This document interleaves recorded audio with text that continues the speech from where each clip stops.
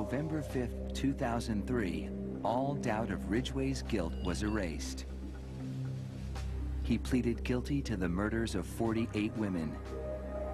He'd made a deal to cooperate with the prosecution to provide more information on his victims and the whereabouts of their remains. In doing so, he avoided a trial and possible death penalty.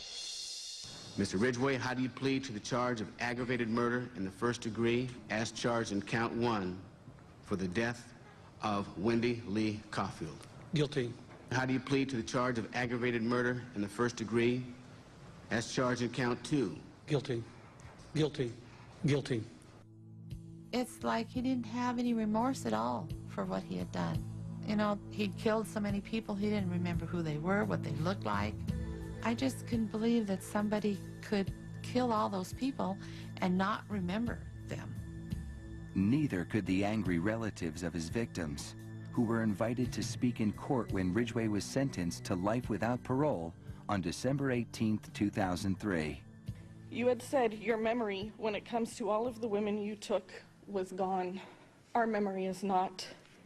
In your words, you said that they didn't mean anything to you, but she meant everything to us.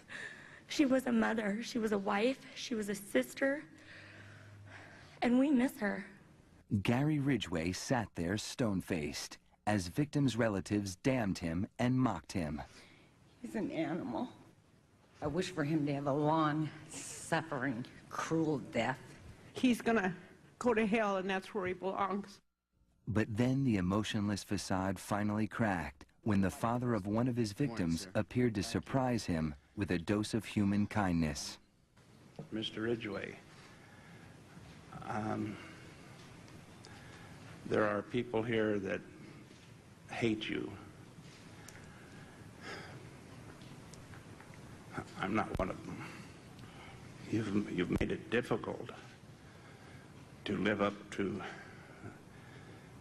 what I believe, and that is what God says to do, and that's to forgive. You are forgiven, sir.